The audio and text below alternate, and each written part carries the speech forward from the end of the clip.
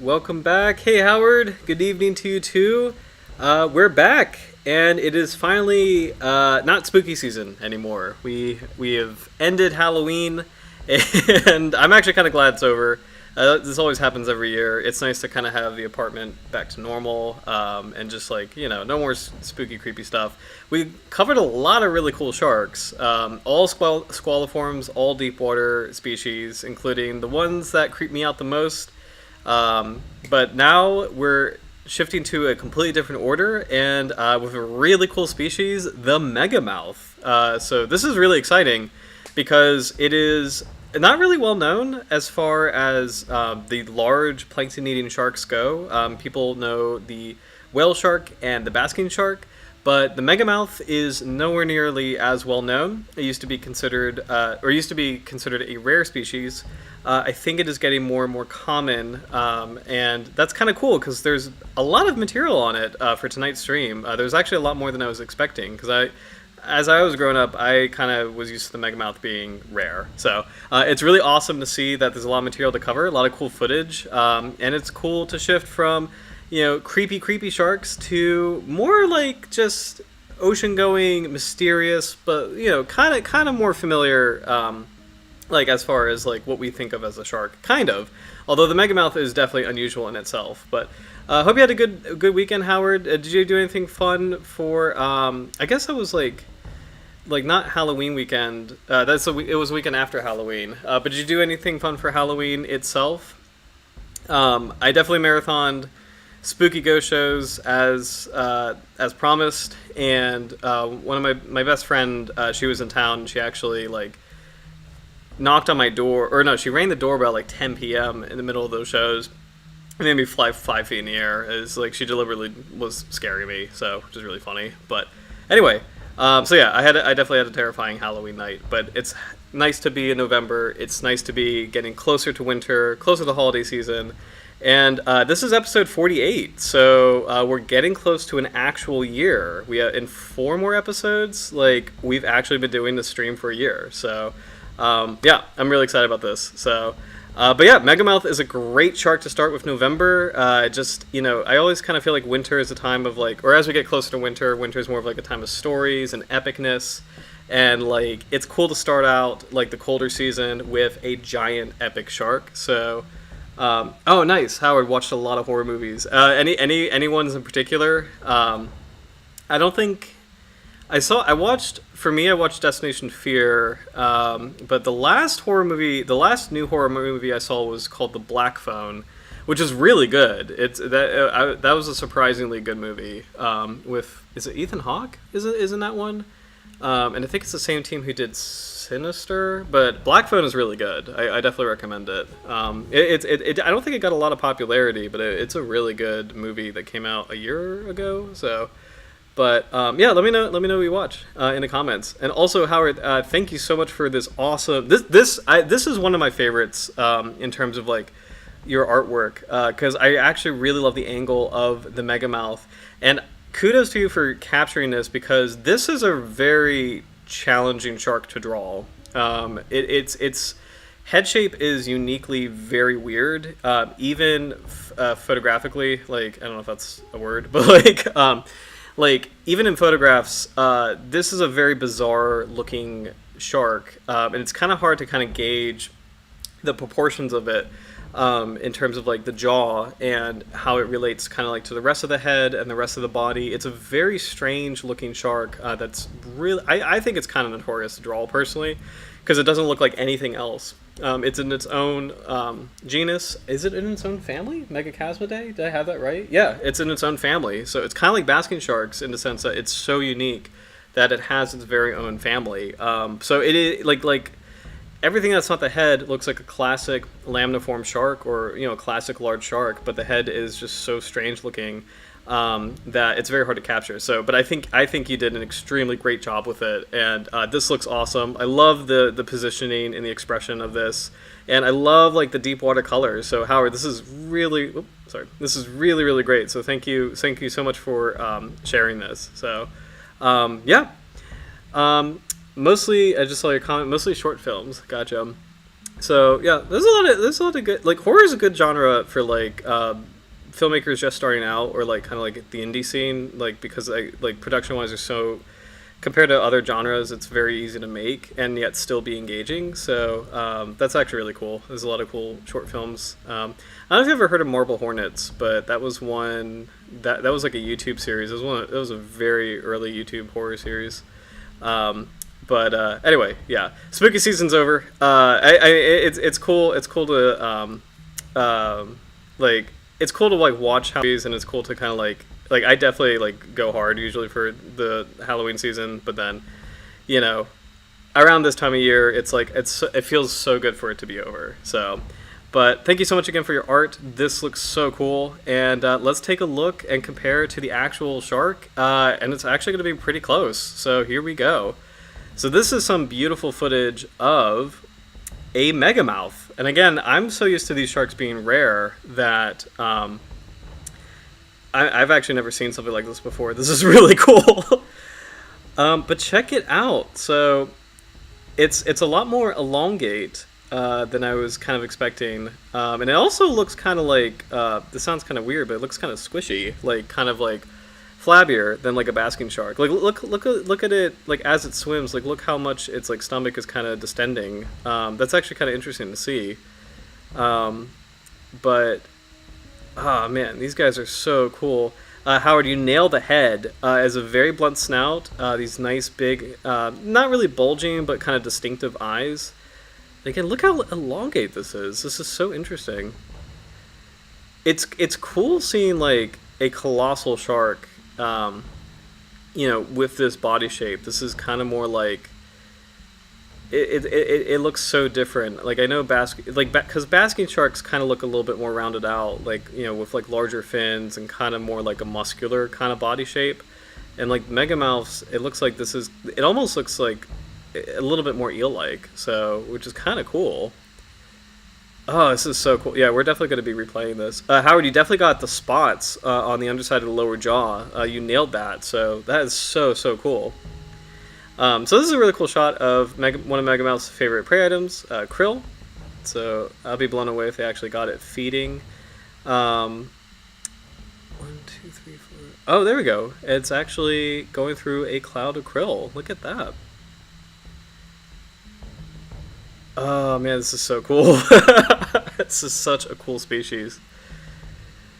Yeah, so this is a cousin. It's in the same order as basking sharks, great whites, makos. It seems so. Look at this jaw. Oh, this is so strange. Yeah, so we've got these like kind of fleshy part of the jaw. It's going to be interesting to read up on, you know, what that actually does. So I think, so this is definitely a planktivorous shark, but these features are very, very interesting. Like, you know, kind of like these loose folds of skin. That is unlike anything we've ever seen before. So really, really cool shark. Man. Alright, we'll definitely want to keep this clip and like replay it as we learn more about the species and kind of, yeah, that's so cool. So in terms of like, nope, don't want ads. In terms of how big they get, I think the maximum assumed size, we'll just like let that play, is about 8 meters. And if I have that right, that's about 24 feet. So pretty good size, kind of like the size of,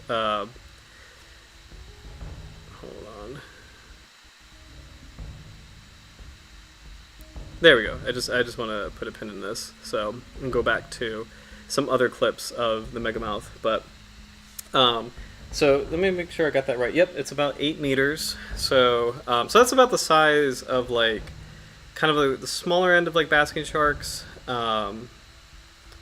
Meters to feet. Just want to make sure I got that right. Meters to feet.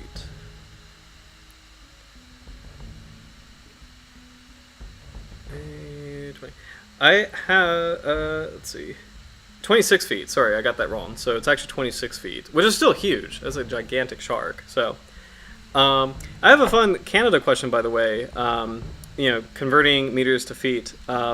So we have daylight savings time. We just did that in the United States, and this is really dumb. But like Canada, does Canada do that too? Am I going nuts, or is that an America thing? Like daylight savings time. I know it's a really dumb question, but I always get confused with our isms. So, like, because we just did daylight savings time yesterday. It just started. So, uh, duh, duh, duh, duh. Oh, hey, no worries, Howard. Just saw your comment. My gill should have been a little ahead of the pectoral fin. No, I mean honestly, your drawing is awesome. So, and it's a rare species. This is kind of cool to like. We're not rare, but it's like it's a species with like very little coverage. So, this is a really cool video. I know it's really grainy, but I definitely wanted to check it out because I think it kind of illustrates, you know, this was one of the few like this kind of grainy footage is one of the few very first clips of a megamouth, and kind of like one of the few instances like we've interacted with it on video, and it's just like it's kind of like a cool example of just this. I think we discovered the shark fairly recently, and it's just like videos just kind of starting to come in, and it used to be considered to be a very rare species. So so yeah, no worries at all as far as like the gill proportions. But what's cool about this particular camera, and it could be, I don't know if it's the lens distorting it, but it's just like it's hard to get like an angle on, just like really the shape of the mouth, because it looks like the mouth is like wrapping all around the body, and hence the name, or the mouth is like wrapping all around the face, hence the name, and it's so big that at certain angles it's like you can't really see the whole mouth, or you can't really see the whole face of the animal. Which is very different from a lot of other shark species. So, definitely unique. Definitely no other shark. There's no other shark that looks like this. So, and it's interesting. Like it looks like the top half, the upper jaw, is a little bit more square in shape, and then the lower jaw is actually a little bit more pointed. So big, broad pectoral fins. Hold on. Which is awesome. Could be helpful for its ocean-going habits. So this is a shark of the open ocean. It does enter coastal zones, which makes sense because it likes to feed on plankton, which are more concentrated in coastal waters.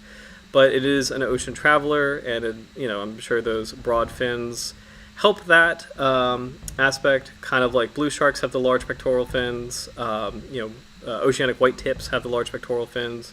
Makes me think of like humpback whales, or like basket sharks or whale sharks. They also have like the enormous pectoral fins. So, man, such a cool species. I do want to check really quick when this was discovered. 1983? Wow. Okay, Megachasma pelagios, Taylor Compagno, and Strusacker. 1983. That's crazy. So that's actually a really, really recent discovery. Man, that's actually nuts. Compagno, very famous shark. Is Compagno's author of the Sharks of the World, I think, right? He's the original author of the Sharks of the World. So, big name for a really cool species. This is actually a nice diagram on sharkreferences.com of some of the key features of the megamouth. The snout is extremely short, flattened, and broadly rounded.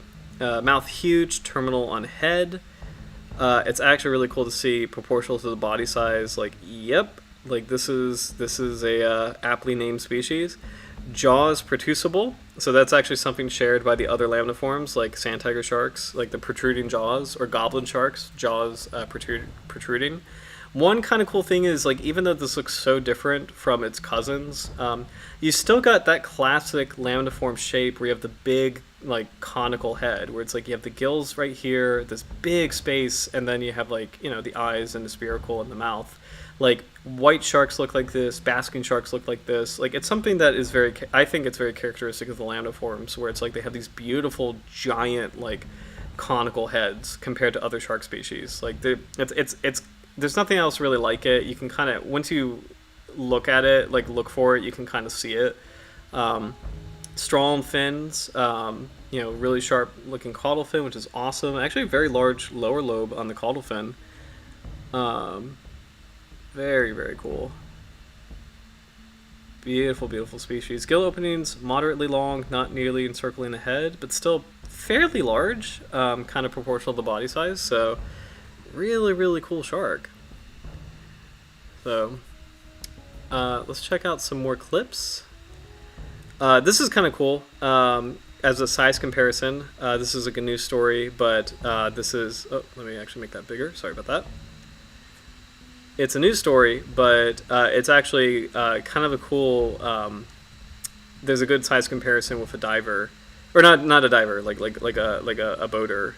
And we should actually go back to that other clip with the diver as a size comparison. All right, I'm just going to fast forward here. But here we go. So this is a megamouth that was seen pretty recently. This looks like a bit of a smaller individual, but still very large shark.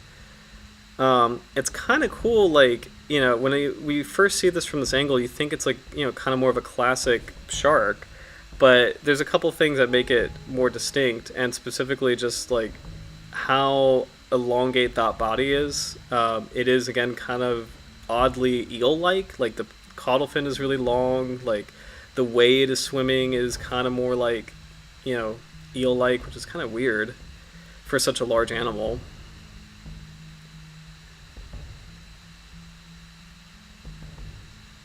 Oh man, it's so cool. Kind of an odd angle.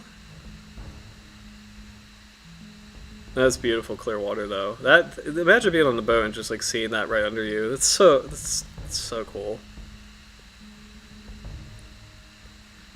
But yeah. So kind of a cool clip. Let's go back to that diver clip because I do want to see again like a size comparison with the diver in this, even though it's older. It's an older piece of footage. 26 feet for a maximum size is no joke. And yeah, this particular individual, if we could estimate, probably, I want to say 15 feet maybe. If we can assume this person is like about 6 feet, 6'12", the tail is going up here. So maybe 15 to 18 feet for this particular individual. Well, yeah.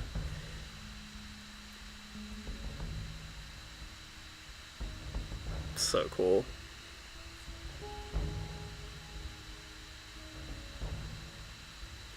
What's interesting is my trusty copy of Sharks of the World does not have a lot of information on the species, but I don't know if you could see, I have a heck of a lot of tabs open.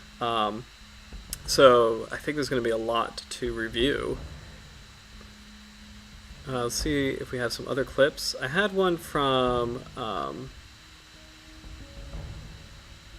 BBC, but let me catch up on some comments really quick.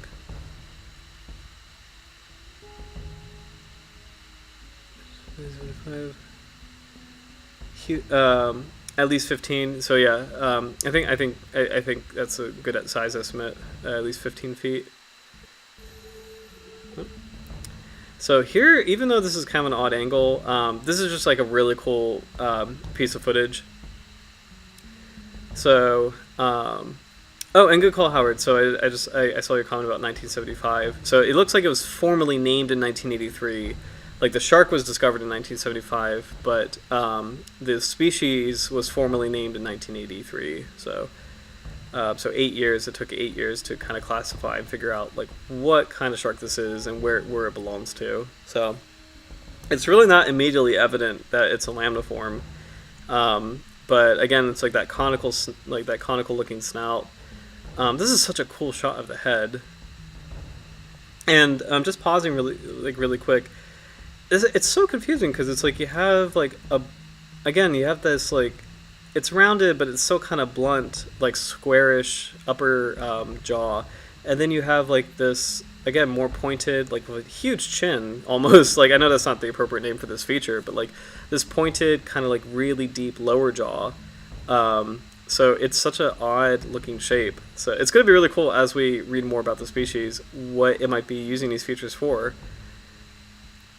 And I think before we look at more footage, I think it might be a good time to check out Florida Museum of Natural History as far as a quick, nice profile on the biology of megamouths. So let's take a look at that right now. So this is a preserved specimen, but Megachasma pelagios, the Megamouth. I think it's been a while since we've been to Florida Museum of Natural History because we've been talking about a lot of rare, creepy sharks, so of the deep. So this one is getting more and more notoriety. So this rare and unusual shark has been encountered so infrequently that the scientific community has kept a detailed list and summaries of each encounter. They're likely diurnal, following swarms of krill from the surface of the open ocean during the day and diving deep at night. Very cool life history. This map is super cool. There have been 69 confirmed sightings of the Megamouth, so let's take a closer look at that. This is super, super cool. Check this out. We've never seen a map like this as far as individual locations of this shark. So, wow. Let me take a drink of tea. I just made a cup of Lipton's black tea, so hope you and other viewers have something nice for this Monday night. Since we're getting into the colder time of year, it's a nice time to get comfort food and comfort drink, and hope you guys have a cool snack. So check this out. We got 4 sightings in California, 2 in Mexico, 1 in Hawaii, none in the Atlantic, which is kind of interesting because you have Senegal, but that's the tropical Atlantic. It's interesting that there's no Megamouth sightings in the temperate northern Atlantic. I wonder why that is, because it looks like it's in the temperate Pacific, albeit maybe the warmer parts of the temperate Pacific. So because California is kind of warm-ish, southern Japan warmish as well. So South Africa is also a temperate zone, and southern Australia as well. So I don't know. I wonder why it's not in the northern Atlantic. But yet, I mean, actually, probably I'm gonna assume it probably isn't in the northern Atlantic. But pretty cool. A lot of sightings concentrated in the Philippines, Taiwan, and Japan. Not so much other parts of the world, but super cool map in terms of having specific, the species is so uncommon to see that it has specific locations. Let's see.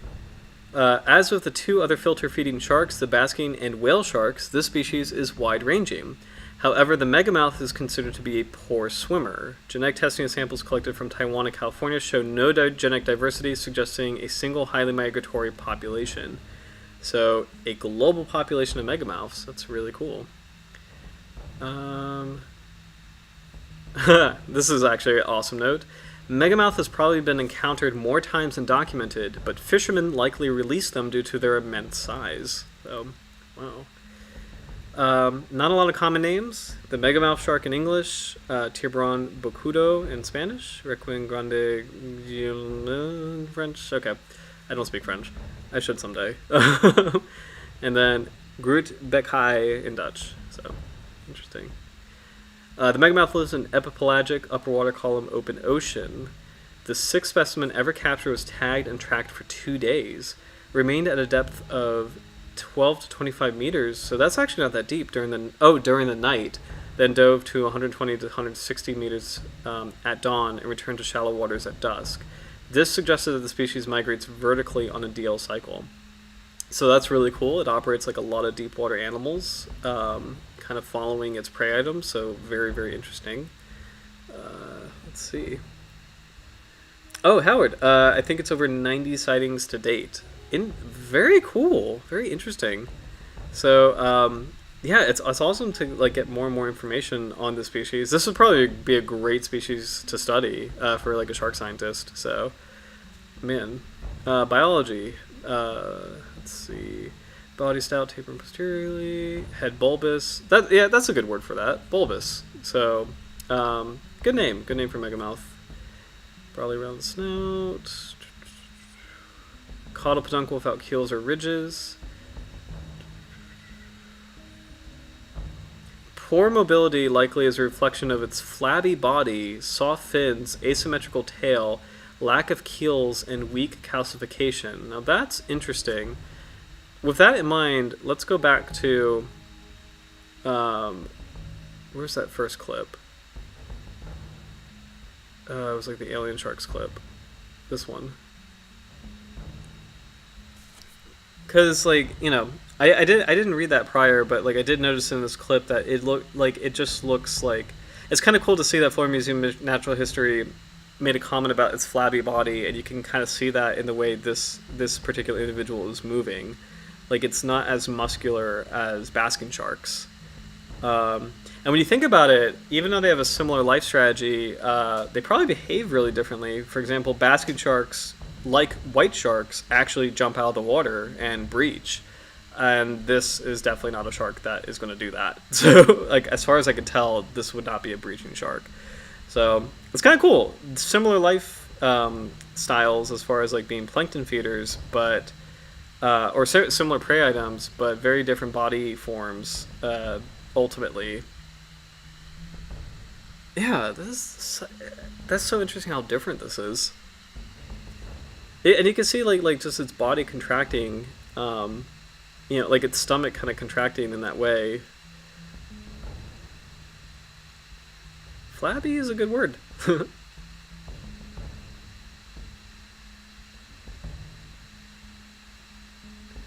I think it's already pretty evident, but I think it goes without saying this is more of a gentle giant. So definitely maybe it seems like it's a lot less active than whale sharks or basking sharks. So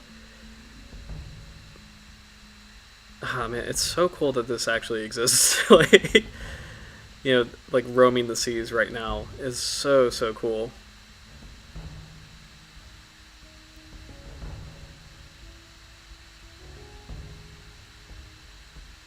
Ah, man, what a beautiful animal. So let's keep reading about the biology, because I do want to know more about the mouth and like why it has the features it has. So we know that this mouth protrudes, and I think if I actually remember correctly, if I remember correctly, and this has been a while since I've like touched on megamouths like in my life, but I think this actually might make like a net, like kind of like it's like protruding in its jaws into like this like fleshy net of skin, if I remember correctly. So, and I think there's some good diagrams of that. I thought there was.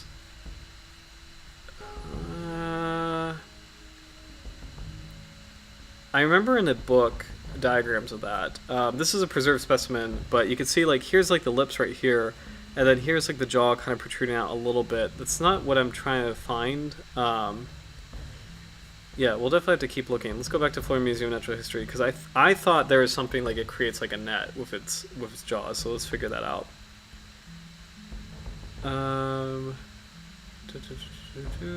Just kind of scanning this.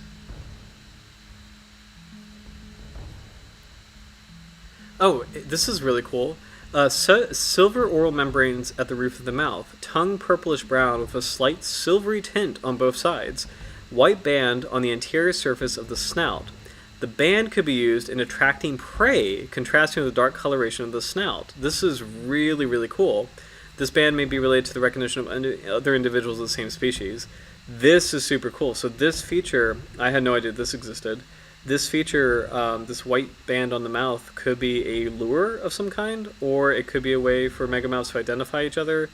I kind of think I'm going to err more on the side of it being more of a lure. So, dentition, let's see where this goes. The megamouth has approximately 50 rows of small and numerous teeth on each jaw, but only 3 rows are functional. Females usually have fewer teeth.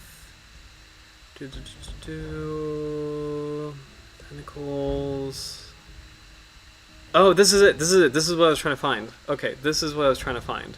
Okay, we'll read about this in a second. But this is what I thought. So you got figure A, megamouth opening its mouth. Figure B, the jaws protruding, and then I think this is like the flaps of skin kind of making this net, and then C, the jaws closing. So and expelling water through the gills. So it's kind of like oh man, basking sharks do a big gulp and swallow, expelling water through the gills.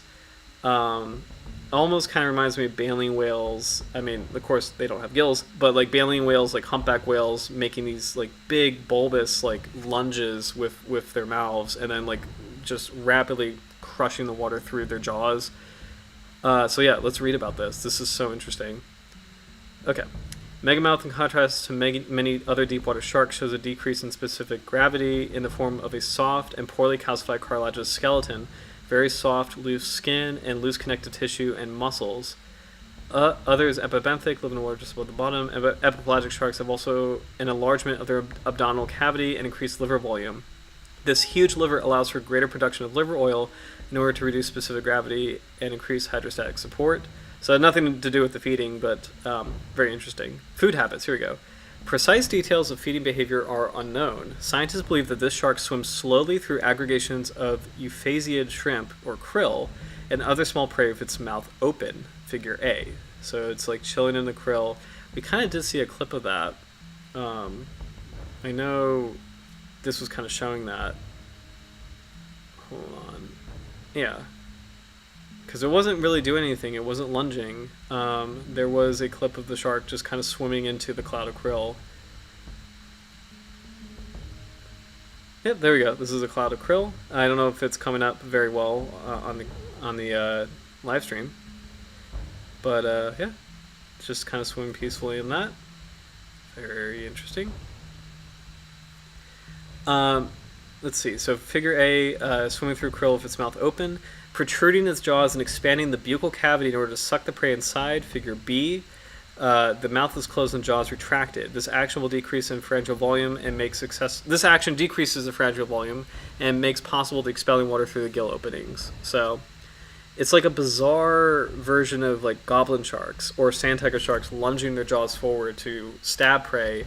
This shark is lunging its jaws forward to kind of like net prey. This is so cool. And this is theoretical, but it kind of makes sense, you know. Very, very interesting. Catching up on comments. Howard, they thought that part of the upper mouth was bioluminescent, but turns out to be highly reflective. I agree, it's probably a lure. Cool. Very, very cool. Yeah, that makes sense, you know. There's a lot of cool animals that are bioluminescent, but also iridescent. So I think of comb jellies, like, which are bioluminescent and iridescent, you know, like reflective of light. So that's a really cool. I like that theory a lot, actually. Very cool. Stomach contents. Let's see. All specimens presented krill in the stomach, indicating a filter feeding habit. Okay. The stomach of the first megamouth captured contained only one type of shrimp, Thysanopoda pectinata. The second megamouth's stomach contents include fragments of euphasiids, copepods, and the jellyfish, Atolla van Hoffeni. So, small microscopic prey items. Copepods are like the little, they're not bugs, but they look like tiny little sea bugs. It's a different kind of arthropod, but it's plankton. It's a plankton. So, origin. This is a really good article, actually. I know. I kind of like ding Florida Museum of Natural History sometimes, you know, because sometimes they kind of have goofy moments. But this is maybe the best article we've actually read. I would say this is the best one, actually, because like there's a lot of cool information and a lot of unexpected detail. So go whoever wrote the Megamouth article, because this is pretty good. So, origin of filter feeding. There are two conflicting hypotheses about the origin of filter feeding in Megamouth. The first theory suggests a single origin for this habit between Megamouth and basking sharks.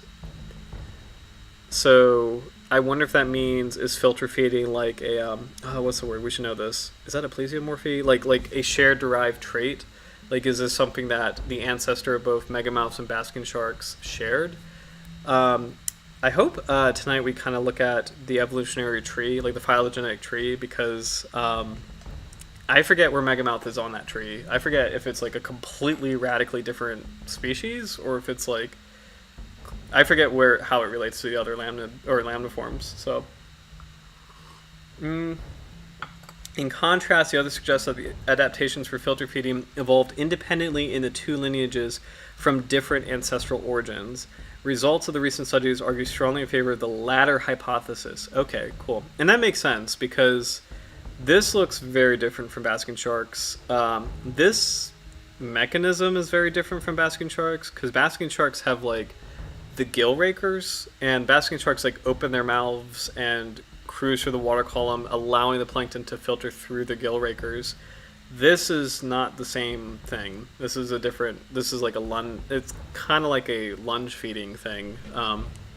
So that's actually really cool. I do like the fact that it's probably a different, same feature but evolved in different ways. So this makes sense when considering morphological and behavioral differences between the two sharks.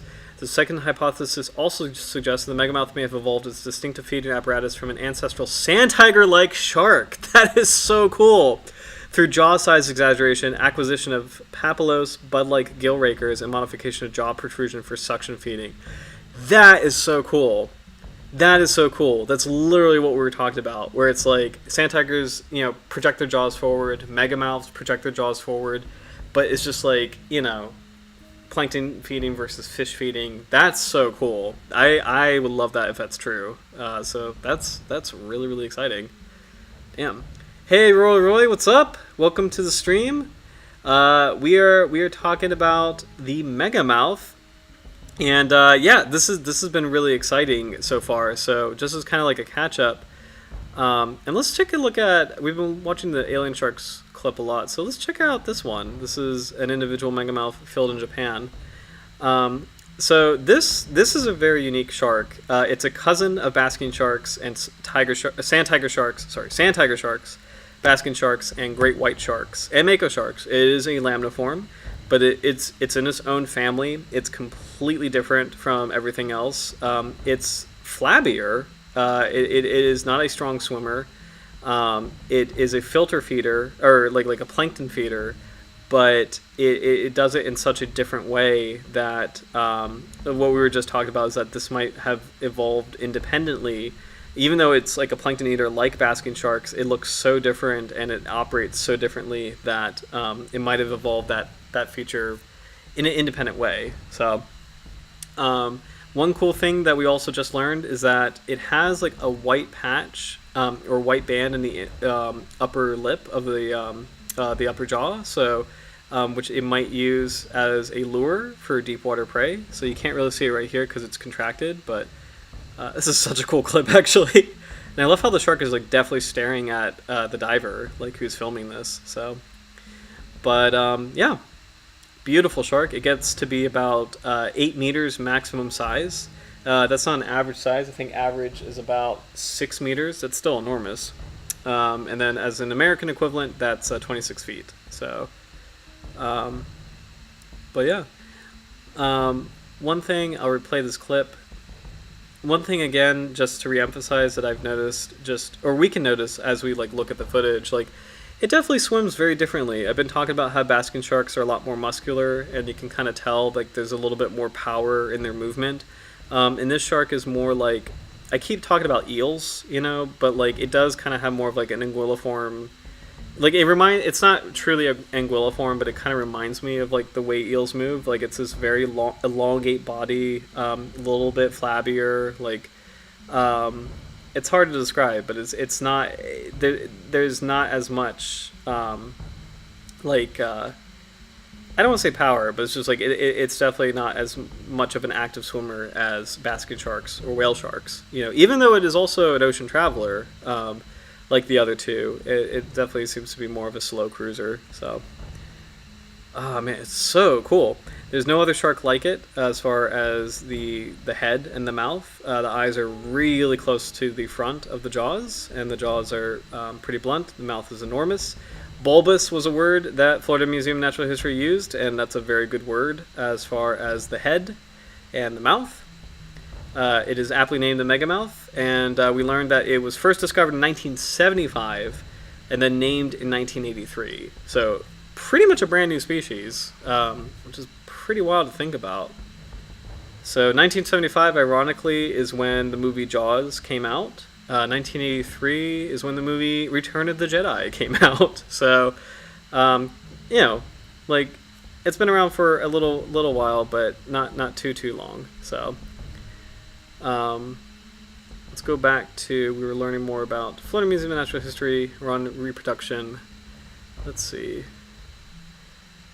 Oh, and one more thing, sorry, just as a catch up. This is so uncommon that you can actually pinpoint, At the time of this article, there were 69 sightings, and they mapped them all on this really cool map. Howard pointed out that there's actually 90 to date. There are 90 sightings, which is really cool. So still like kind of amazing that you can count, the amount of megamouth encounters. Like it just shows you how uncommon it is. So pretty rare species. So reproduction. Let's see.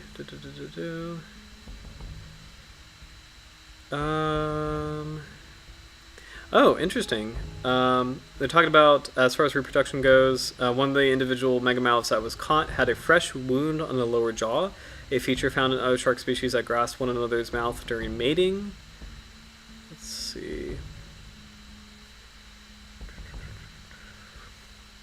The ovary of the megamouth is similar to other mackerel sharks, and suggesting that the megamouths are aplacental viviparity, with embryos I'm assuming that's hatching from eggs inside the mother. The embryos are likely oophagous. The first well-developed embryo eats the other eggs, so this is something a lot of lambdaforms, if not all of the lambdaforms, do, which is kind of crazy. Is there a lambdaform that we covered that doesn't do this? I don't know. Like, is this like a lambdaform thing, as far as like I don't know if that counts as inter-uterine cannibalism if you're eating the eggs, but like I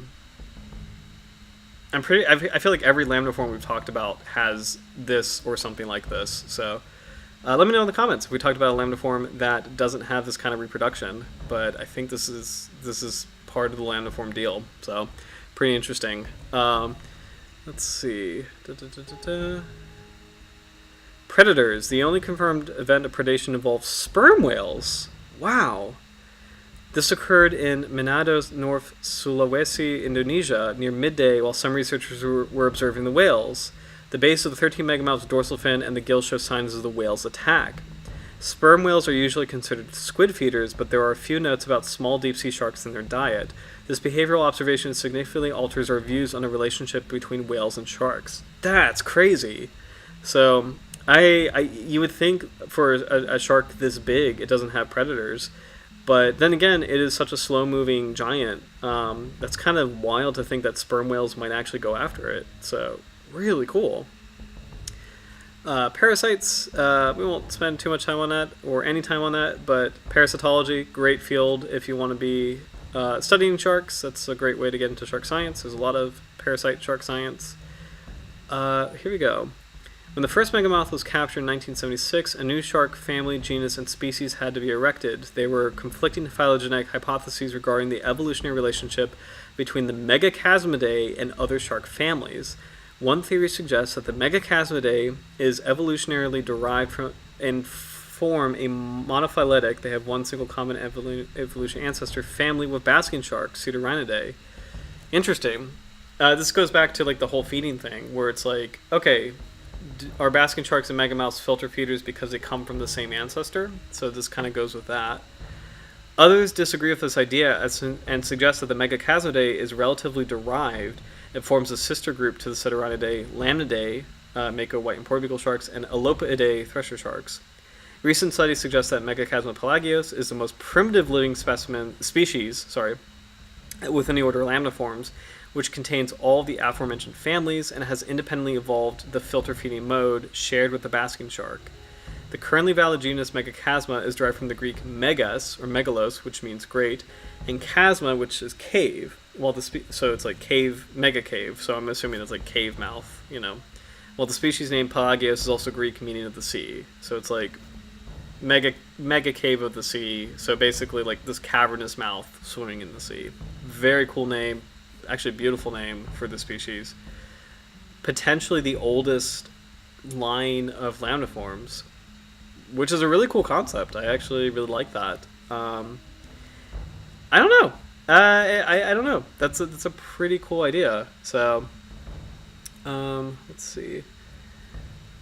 Oh, Howard, good call. Look at the folds on the side of the shark and the tail muscles. Yeah, let's check out that clip again. Oh, did I X out of it? Here, we can look at this one. Because I think we saw that on the alien sharks clip as well. Like, kind of like the folds of skin. So, I love the eye on this animal, too. Because it's like, it's kind of fun seeing as it's like being filmed. This is a preserved specimen, but it's kind of fun seeing as it's being filmed. This will switch to a living specimen in a second. But that's actually a good view of the protruding jaws. Hold on. Look at that, because here's the eye, here's the snout. So in life, the end of the jaws is right here, kind of where, I don't know if you can see my mouse, but like right here. Right here is kind of the normal jaw line, and then like here you go, this protrusion, like goblin sharks, like sand tiger sharks, except it's more of like a net. It's not really like teeth coming out, That's actually a really good view of the mouth. That's really cool. Wow. But anyway, I love that, like, as divers, swim up to this and film this, it definitely looks like it's staring back at you, as if it's like kind of like checking you out and it understands there's something going on. This is a really cool shot because you can kind of barely see there was a diver close to it. Oh, here's a great shot. Look at this. I just realized, look at this white patch right here. This is what we were talking about, this feature that might be used as a lure or like a way to attract prey. This is the white patch that they were talking about. Very cool. Another preserved specimen. A toy? Okay, and the actual shark again. Oh, man. It really is a magnificent species. Oh, look at that! That looks like a smaller individual. These are a lot of different. This is kind of an interesting little clip show, clip show of Megamouth Shark. Different sizes, different individuals, different instances. There's that white patch again. Yeah, it's like the eye is so funny. It definitely looks like it's kind of like looking back, like checking you out and processing you.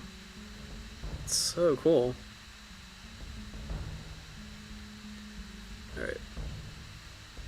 Let's go back to, because Howard made a comment about the folds of skin, and I know you can see that in the alien shark's clip too. Like just how like the skin kind of like, you can see like these vertical bars right here, or like these vertical folds right here. It's so cool. It just looks like an ancient creature, it's kind of like the classic, like you don't want to say sea monster, you don't want to say that shark, but it's kind of like the classic sea monster vibe, like a giant in the ocean, like a mysterious giant, a huge cavernous mouth, like inspiration for like a lot of stories, Like it's I don't know. It's just such a cool. Oh, there it is again. Sorry. This is one of the first ones we saw tonight, but there's that white patch again. And again, we didn't know at the very top of the stream that this actually might be a lure. So I didn't even notice this as a feature, but that's actually really cool that that's in the first clip as well. It's such a cool animal.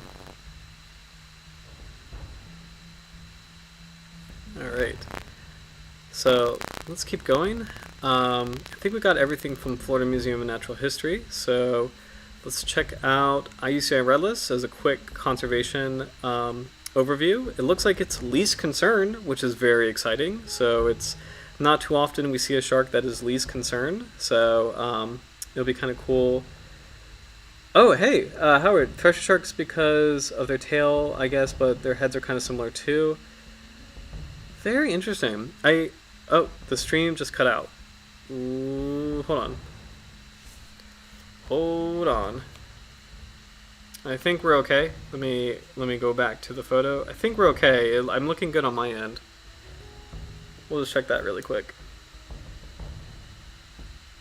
No. What the heck? Hold on.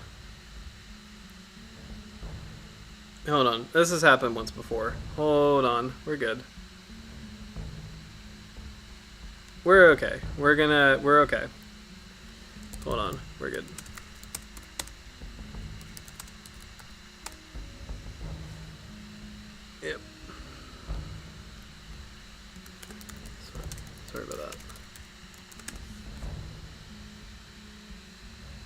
Hold on.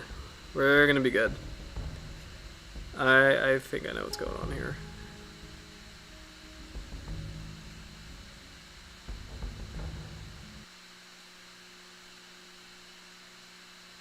Yeah, that happened before, and I think I know why. Come on. Stand by. Stand by. That's annoying. It's probably the Alien Sharks clip.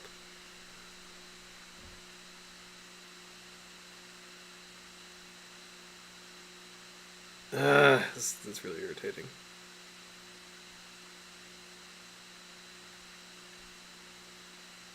Okay.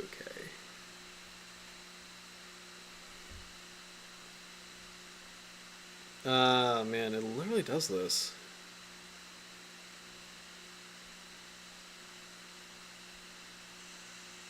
Okay, I think we're good. I think we're good. Alright, thanks guys, I'm so sorry about that. Okay. So, okay. Okay, what's up guys? I think we're good now. I'm happy, I always have my phone on standby when we do the streams. I think we're good. I think we're good now. Yeah, we're good. Okay. So, I'm going to turn the music back on. I think I know what happened. Because this happened with Blue Planet. Oh, shit. Hold on. Okay, because this happened with Blue Planet. Taiko drums. I had a really cool channel that was playing taiko drum music, but this is it. Perfect. We found it. Okay.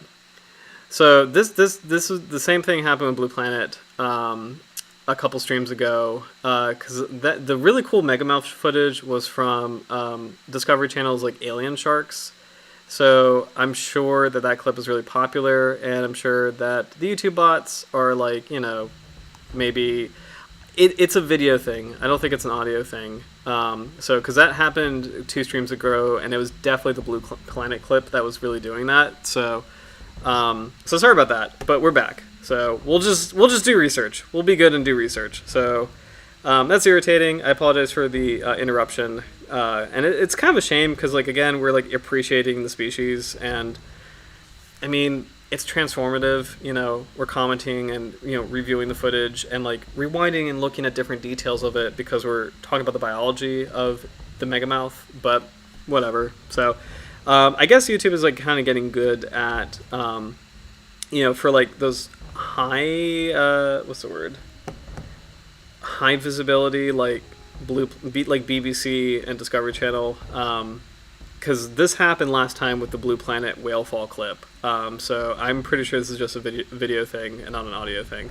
So apologies for the delay. We'll just go to straight science. There's a couple other clips to look at, but they're not Discovery Channel related. So, but I think we got our fill as far as kind of identifying some of the key features for Megamouth. So, but thank you for your patience, guys. I'm so sorry about that. I hate it when that happens. So, but we'll check out the conservation status. That's where we left off for Megamouths. It is least concern. So, Roy. YouTube doesn't like Megamouth. How dare they? Yeah, I'm very curious about, by the way, is like, it's very interesting to think about like how YouTube knows that, like when you think about, like, how does YouTube know we're visually looking at Blue Planet footage or like Discovery Channel footage? Like, how does YouTube know that? I don't know. Like literally, like, what's the mechanism? Because it's not a viewer on the stream. Like, so it's more like, because if it's a viewer on the stream, it would be like a whole ordeal. So this is definitely something generated from YouTube itself. So it's kind of interesting to think about if it's like AI, or I don't know how YouTube knows, but yeah. But what I'm proud of, guys, is we're going to achieve 1 year of this stream. In four weeks, we're going to hit episode 52. So we successfully did this for 1 year. You know, our first year together, you know, Dr. Jaws live. That's an achievement, especially in the age of AI. I'm like, yes, I am proud of this. So, but anyway, conservation for the Megamouth. So, So this species is least concerned. Uh, assessment information in detail. So let's see, we got Megamouth is a large pelagic filter-feeding shark distributed in ocean habitats from approximately surface down to 1,500 meters, so in the midnight zone, in tropical waters worldwide. It is known from, oh hey, Howard, check this out. It is known from just over 120 documented specimens as of December 2018, with considerably more records from Taiwan, Japan, and the Philippines in the northern, western, central Pacific. So this is really cool. So Florida Museum of Natural History had 69 individuals. Howard brought up 90 individuals. The new count is 120 individuals. So it's kind of cool seeing this, like, revolving baseline in terms of, like, how many megamouths have we run into. That's still really, really rare when you think of, like, I mean, compare this to the amount of landings for any other shark species. Like, thousands and thousands of sharks of a single species are caught, on this coast alone, right? And when you compare that to the world, like the world count of megamouths, like 120. So really, really rare shark. Super, super cool. Let's see. Outside of this area, it is rarely encountered. Recent levels of bycatch in the driftnet fishery targeting sharp-tailed mola over deep water off eastern Taiwan raises some concern regarding the sustainability of catches. Further research on its ecology. Oh, that's a little odd. I wonder if this is a typo. Oh, no. Okay, so I'm assuming what's going on is, like, fishermen targeting sharp-tailed mola, or maybe accidentally catching megamouths. So, okay. Further research on its ecology and habitat use are required to better understand the species and the potential effects of fishing. Based on its wide range and generally limited interactions with fisheries, it is assessed as least concern. However, its increasing frequency of capture in Asia, particularly Taiwan, and its rarity and intrinsic sensitivity to overexploitation mean that capture in fisheries should be tracked carefully to ensure the species does not become threatened in the near future. So very cool. I love sharks that are doing okay, but that we have a note of caution about them. So very, very cool. So, man, Howard, just because you're paranoid doesn't mean they aren't out to get you. It's interesting to keep track this way right from the beginning. Yeah, like just like, it's interesting to talk about just the mechanism of YouTube stuff and just like how things are. I don't know how technology is rapidly evolving. I think I might have mentioned this a couple times at the top of the stream, but like, at the beginning of the year, AI was something that really concerned me, and then like I think I kind of chilled out for the rest of 2023 for the most part. But like it's just interesting. So. Yeah, but I'm really proud of like we were able to do, and like we are able, and we're definitely going to be able to continue, doing the stream together because it's like, like we're almost up to our first year, which is super cool, and it's we definitely need to do like a special like a celebration because it's just like, this is such a huge project and super fun, and we had a lot of great moments, and like.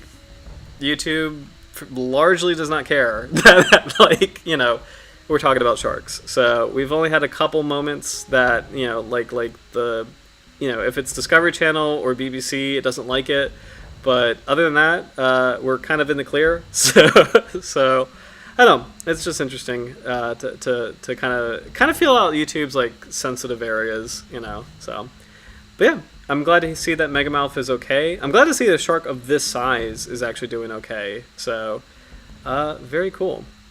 So, I talked about this last stream as well, but just for anybody who, really, really cares, this shark is a huge shark that recently was discovered because it is a plankton feeder that spends most of its time in the deep water and comes up to the surface following plankton, like, this makes sense that we just discovered it, right? Just not to be confused with the conspiracy theory Bigfoot idea of Megalodon. Megalodon it was a whale-eating shark that we would have seen by now because its prey item lives on a surface, or near the surface. So For anybody, any future viewers who are like, well, if Megamouth exists, Megalodon must exist. It's like, no, they're two completely different sharks and with completely different life histories. And Megamouth's biology is one where it's a deep water shark that comes up to the surface rarely in search of plankton. And the ancient prehistoric Megalodon's biology was that it was a whale eater that, if it still existed today, we would absolutely see it and absolutely run into it because its favorite prey item is, whales. Like animals that need to breathe air, animals that need to spend most of their time at surface. So, just want to nip that in the bud. And that's the last time. I feel like I've talked about Megalodon a lot this year, so I'm going to shut up about it. That's the last time I will consciously bring up Megalodon for fun. So, but anyway. Sharkreferences.com. I don't know if I had a lot of stuff. There's a lot of cool papers that I wanted to check out, so we'll just kind of go through this really quick. I don't see anything new.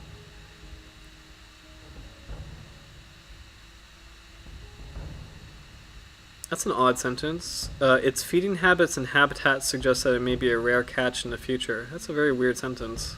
Never seen that from sharkreferences.com. This is kind of a cool view of Megamouth teeth. Very tiny, kind of recurved. They do look a little bit like Basking Shark teeth, if I'm not mistaken. Just the tiny, very small, recurving back. So, let's see. Oh, Howard Carrot. Yeah, I totally agree. I just saw your comment a little too rapidly. Yeah, it's wild. It's kind of wild. I was thinking the other day, how when I was a kid, it was very difficult to get good internet connection, and you were very lucky to get good internet connection, and it would take 20 minutes to watch a trailer. Like a 2-minute trailer, and now it's instant gratification everywhere. And, I just in the far future, in the far future when I have kids, I definitely want to make sure that we spend equal amounts of time online and outside, in terms of just this whole new world of constant entertainment, constant streaming, constant gratification. It's not. It's a lot for us biologically to catch up with. So, hey, Sir Douglas Bain, what's up? So yeah, I was just talking about technology and AI. So, at Howard, only 450 species ago. We've got we're even further than that. We're 450 species ago. You're right. Because we, I think we still have a little bit more, but because we have, last time I checked it was 514, so if we're episode 48, let's check this out really quick. 514 sharks minus 48 episodes, 406, actually no, that's actually pretty close. That's actually really close, 450, that's actually really close. So, hey, Sir Douglas Bain. My good sir, I actually owe you an apology because, I thought, so last week's stream, for some reason, I actually thought, so my brother joined the stream, and my brother was kind of goofing off a little bit, and I thought you were my brother for a second. So if you felt like I was talking kind of weirdly to you, I apologize, because I actually literally thought that you were my brother for a second, because my brother, he went to the University of Oregon. The University of Oregon is Oregon Ducks, so Sir Douglas Bain, I was like, oh, that's my brother, but you're not. So I apologize if I acted really weirdly last week, and if I said anything weird last week, I apologize for that. Because I misunderstood what was going on. So, but yeah, it's kind of funny to see a filter feeder that small, yeah, I mean, Megamouth, the teeth are really tiny. The shark is still a pretty beefy looking shark, 26 feet. Still pretty big. This is super cool. This is a really cool layout of, I wonder how you preserve this, actually, the skeleton. So, they're filter feeding rays that are smaller. Are they, just to reconfirm, are we talking about the teeth still? The tooth types? Because like I think let's go back to the teeth. Because I think these are probably similar in size to basking shark teeth. And I could definitely see like ray teeth being even smaller than that, but let's go back to the skeleton really quick. Man, this is super cool. Oh, there you go. Yeah, so those like little tiny teeth, it's really hard to see, but you can actually kind of see, they were talking about the 3 rows of functional teeth. You can actually kind of see them right here. It's kind of wild seeing an actual megamouth skeleton. This is in Japan. Kamogawa SeaWorld, Chiba Prefecture in Japan. This is kind of an amazing feat of preservation because they were talking about the cartilage of the megamouth, unique among sharks, is actually very soft and very sensitive. So compared to other shark species, it's a lot softer and looser. So this is kind of amazing. And this is a actual cartilaginous skeleton. So very good preservation on this. Wow. I mean, because like the vertebral column, you could see the fin rays. Like this is literally what this is a very good preservation of the cartilaginous skeleton of the species. That looks really good. This is wild, man. Let's see. Hold on. Oh, right. Why is its teeth limboing? that's yeah, good question. Like, yeah. So I guess what Rory was referring to is that it's curving so sharply backwards. But I have a wild guess about this. Is I wonder, this is kind of a crazy guess, but I actually kind of wonder, with such a dramatic curve backwards. And like I'm gonna throw this hypothesis out there. I actually wonder, could that function in terms of like when the shark is like sucking its prey items in? Does this function maybe kind of like dermal denticles in a sense, like this helps like with drag in that column of water, and so maybe it helps like increase the fluid dynamics of prey items being sucked into the mouth? Like, I don't know. Like that's a hypothesis I'd love to kind of throw out there and see as we kind of go through the research tonight to see if it kind of like maybe there's something to that as far as like why the teeth are so like sharply like curved back. Because when you look at it from this angle, that almost looks like a dermal denticle. Like as far as like how dramatically curved back the tooth is. So I don't know. I'm gonna throw that out there. Like if you have a bunch of these like small recurved teeth. And as the shark projects its jaws forward to suck in prey items, is this a way for it to kind of like help those fluid dynamics, like sucking that giant amount of water in, pumping it through the gills, collecting all the prey? I don't know. That might be a little too far, but it'll be kind of cool to kind of read some more on it. So, oh, here we go. Some nice reviews of the teeth. Oh, these are prehistoric megamouth teeth. Look at this. Wow. Oh, that's actually kind of really cool. And, like, you have to have eagle eyes to see these, So, late Miocene to early Pliocene. So, with the shark chart, that is about 5 million years ago. That's super, super cool.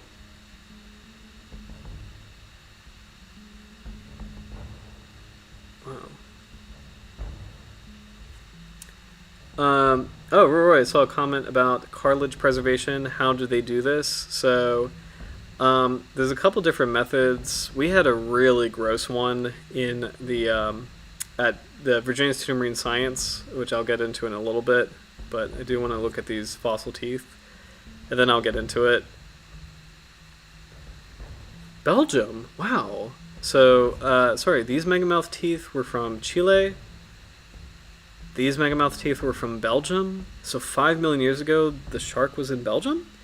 So in the temperate North Atlantic, which climatically I think was a bit different. That's so cool. What? What? Pliocene megamouth teeth, Yorktown Formation. Like this, so this is like my backyard. This is similar to like the fossil teeth I find, like like I've never found this kind of tooth, but like this is a very similar formation to like where I live. Yorktown Formation, Chesapeake Group, Aurora, and Beaufort County, North Carolina, United States. That's crazy. Fun cultural fact, by the way. If you're in North Carolina, it's Beaufort. If you're in South Carolina, it's Beaufort. So there's a Beaufort, South Carolina, and a Beaufort, North Carolina. So just fun fact. Fun fact. But, okay, so we definitely have, like, millions of years ago, we had megamouths kind of, like, in the temperate northern Atlantic. That's crazy. Wow. There's a dead specimen, 1983. Crazy. So, let's talk about the cartilage skeleton. Well, we'll take a look at these pictures in a second. I do want to kind of touch on Roy's question. There's a couple ways to do this, but the really gross way we used to do it in the VIMS lab, this was really gross. So, but, like, there's a lot of ways to clean jaws. The first thing you can do is, like, you have the jaw set, you do your best to kind of, like, cut the flesh off, where you have, like, the teeth, exposed and everything. And, you're not going to get everything, because it's just, like, one, I mean, there's so many, like, little corners and intricacies, and it's just very difficult to get everything. And then two, it's also kind of, like, dangerous a little bit, because, like, shark teeth literally are razor blades. That's not an exaggeration. They're extremely sharp, and, if you get closer and, like, try to, like, dig in more in terms of, like, trying to clean the jaw, it like, literally cuts you like a razor blade. I've been cut by shark jaws before. It's not pleasant. Very, very sharp. So the really gross thing that you can do, I'm not saying this is what was done with this. I'm assuming there was a different method for this, probably. But the gross thing that you can do is you can put the shark jaws in a container, and you can let a specific kind of beetle go to town, and like insects. So like let insect larvae actually kind of do the work for you, and like clean the jaws for you. I forget what kind of beetles we used, and we didn't use this all the time. This was for, I think, for like more common specimens, this was kind of a method we used. But it's kind of like it's really gross, but it's also kind of in a weird way kind of cool biologically, because we're letting nature do what it does best in terms of like nothing goes to waste. The beetles are very efficient, or the beetle larvae are very efficient at doing what they do. So you kind of let them do their thing, and then at some point they die, and you clean the box out, and you have this very clean, nice looking jaw set. And at some point you do have to like boil it at a certain way to kind of like have that rigid structure. So, but that was one way to clean jaws. Again, it's really gross. Not everybody does it that way. But fun fact, yeah, we're biologists, so that was one way to clean shark jaws. So, oh hey Howard, oh good call. Hold on, I just saw this cool comment. Dermestid beetles. Gotcha. Hey, oh man, Howard knows how to. This is so cool. This is so cool. Man, that is so cool. So Howard is definitely very familiar with this. Dermestid beetles. You soak it in borax to remove grease. Good call. Let me actually start that. That's super cool. Yeah, Howard for the win. Thanks, man. Like that, I forgot specifically what, like which kind you do, and then some of the steps. So that's actually really cool. So, super cool. We have such a good group, man. So, all right. Let's check out these photos. This is kind of cool to see. Where again, I think that's the white lip. Yeah, this is it. We were talking about the white reflective feature, kind of like in the upper jaw. Because you could see this bulging piece is actually also part of the upper jaw. So it's like, here's like kind of like the more rigid part of the jaw. Here's the white feature that's part of the extended protrusible part of the jaw to kind of potentially attract prey. And then this dark piece is still the upper jaw, and this is the protruding part, because this is a preserved specimen, and everything is kind of just like distended. And then here's like the protruding lower jaw. So this is actually really cool to kind of see this with more information. Like the jaws are fully extended now in this dead specimen. You see the white exposed part that might be used as a lure. Very interesting. And then same thing, here you go. There's that white exposed part that again might be used as a lure. And then here is a great view of the jaws protruding. And again, this is really, really not like basking sharks. This is a lot more like sand tigers or goblin sharks. So I actually really like this theory that Megachasmidae, the family of megamouths, might be more related, or like a weirdly derived form of something that's more closely related to sand tigers and goblin sharks than it is to basking sharks, because like the jaw structure is really, really different. So very cool. All right. So we'll check good old Fishbase really quick. I'm sure there's probably nothing on it because like Fishbase is usually very brief. Let's see. I like this term, body stout, tapering posteriorly, tadpole-like, with larger head and tapering trunk and tail. So it's kind of validating. Like I'm not crazy when I say this looks more like an eel. Like Fishbase. Classic Fishbase is saying the Megamouth looks tadpole-like. So I appreciate that. I feel validated. Let's see.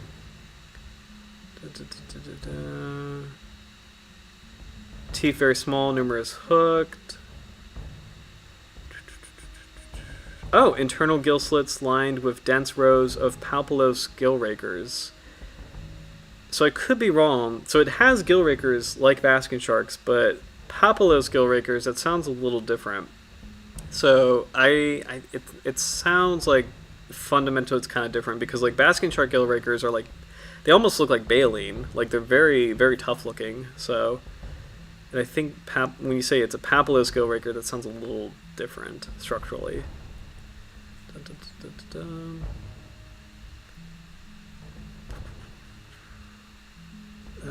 May also eat small midwater fishes. Here's that comment again. Its feeding habits and habitats suggest it may be a rare catch in the future. That's a weird quote. I wonder where it's kind of getting from, or they getting it from.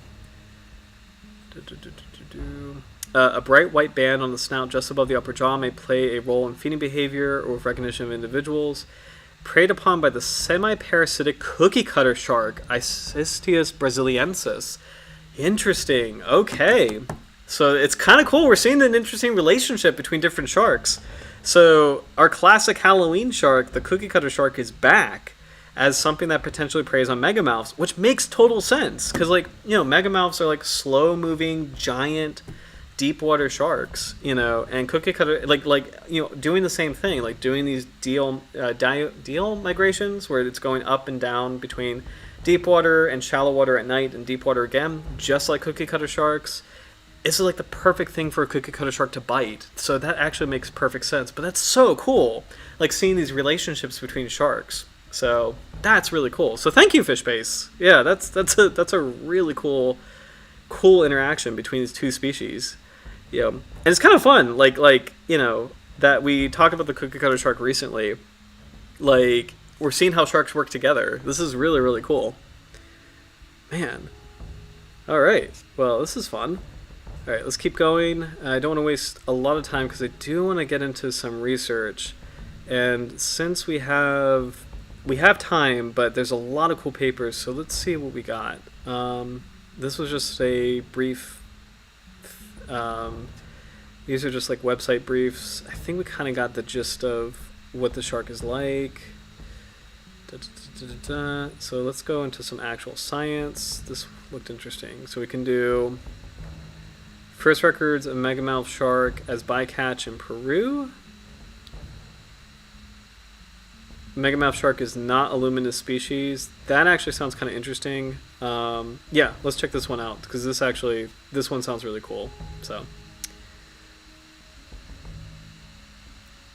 let's see. Sir Douglas Bain feels odd comparing a shark to a tadpole. Yeah, I mean, because like I think where they're coming from is I'm trying to find a good clip of this. I know we don't want to use like the BBC clip, but like, or not the BBC clip, the Discovery Channel clip, but like I I think where they're coming from is just like the head is so big and the body, it's like moving kind of like an eel. There was a really good one. Maybe we can do this one.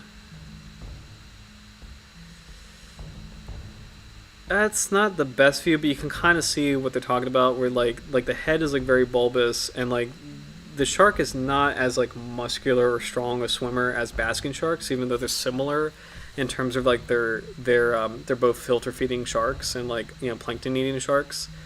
So I think this is kind of what they're talking about when they say tadpole like is like you have this giant mouth and like this really giant like it's so cool.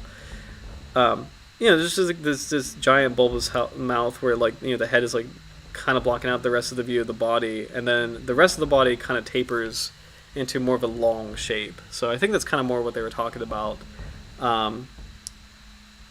This angle you can kind of see it. I know it's like a weird vertical video, but you can kind of see it a little bit. So, and I just want to catch up on your second comment. I wonder if any Megamouth sharks have been found chunks missing. So I think they have, because it's like cookie cutter bites are very distinctive, and so for Fishbase to name the cookie cutter shark specifically, like for Fishbase to name the cookie cutter shark specifically. I don't know if you've seen Fishbase before, but this website is awesome. It's kind of like the go-to. It's like a little, what's the word? It's like a little. It's brief, and it's like a little clinical, but it's an awesome go-to, and like pretty much like every fisheries biologist uses this. It's kind of like the Bible of fisheries biology. So like every fish species, almost every fish species, if not every fish species known to science, is on Fishbase. So it's a really good starting point for any kind of like shark research. But yeah, for Fishbase to say cookie cutter shark is like, okay, so there's definitely been records of cookie cutter shark bites, which are very distinctive on megamouths. So to answer your question, I think they've definitely been found as far as like megamouth sharks with distinctive cookie cutter bites. So, oh hey Howard, me too. If I had seen that earlier, I would have included it in my drawing. I mean, I love your drawing as is, honestly. So I mean, it's a cool concept, but like this is such a cool drawing to begin with. So I like the finished project as is. I think this is really cool. So, but yeah, this is like a fun moment of like detective work too, because like even though this is not cited, Fishbase is a trustworthy source, and the fact that it's like they're naming the cookie cutter shark specifically, it's like, okay, so there was one individual with that distinctive scar, like that perfect circle shaped scar from a cookie cutter. So, but let's go back to I am very curious about this. The Megamouth shark, Megachasma pelagios, is not a luminous species.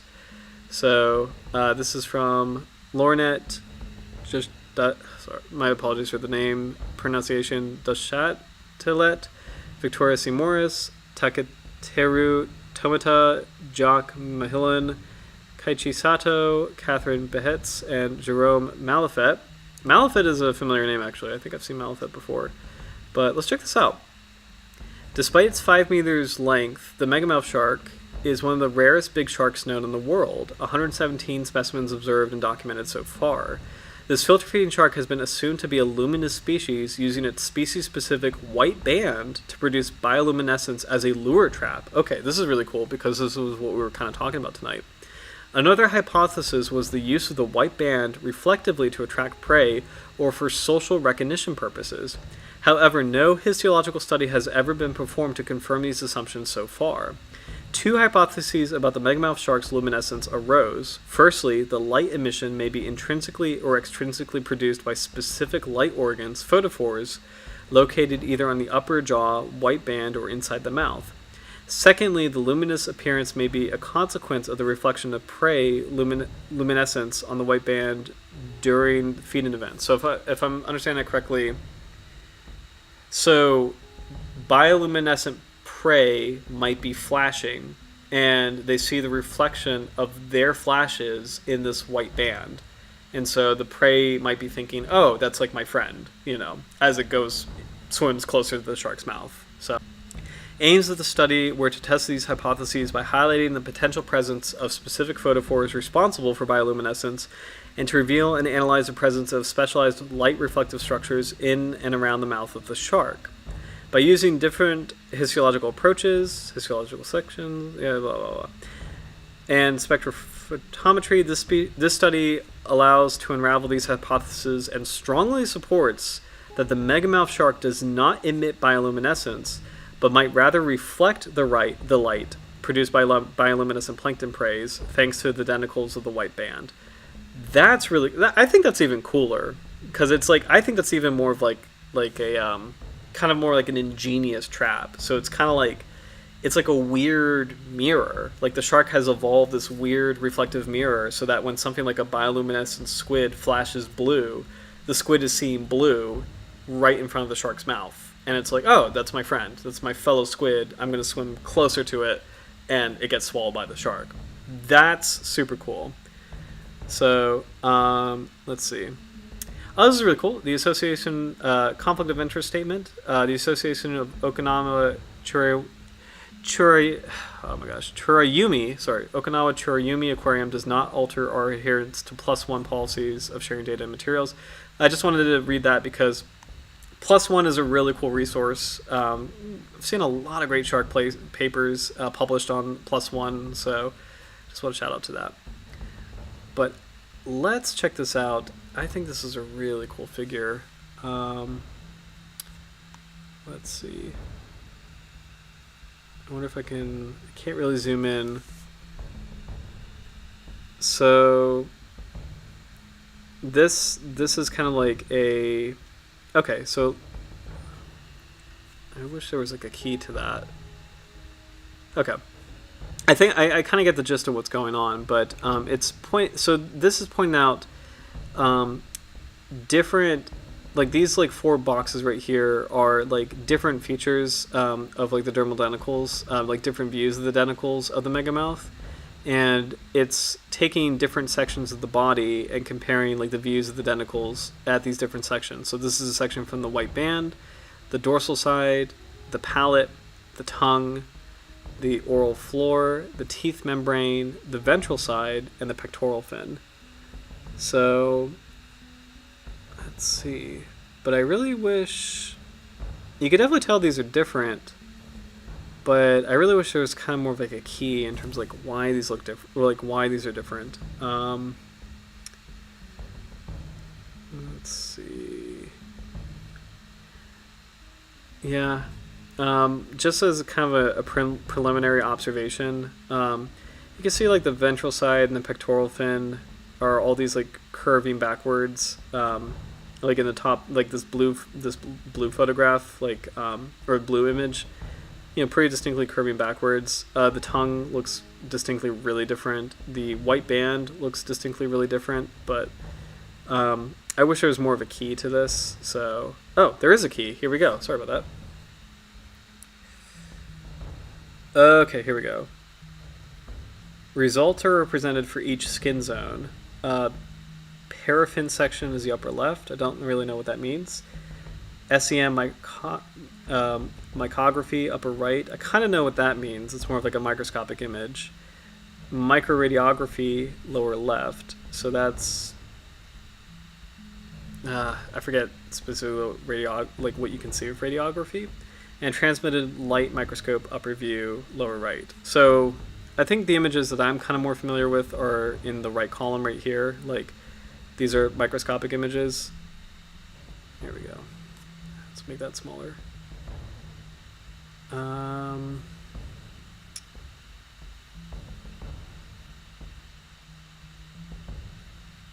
don't know. Okay, let's look at another figure that kind of might help break this down a little bit.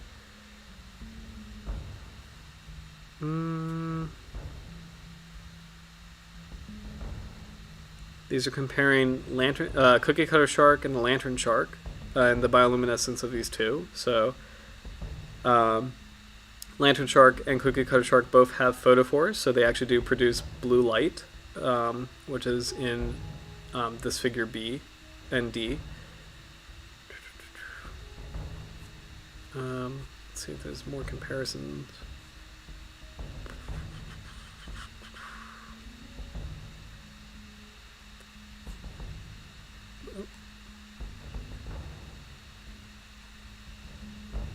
Mm, Still not really. I mean, these are beautiful photographs of these two different species, and it's actually really cool to see light producing organs in sharks. Um, but still not kind of shining more light on the Megamouth, so let's kind of keep looking at some figures. Man. Let's kind of keep looking.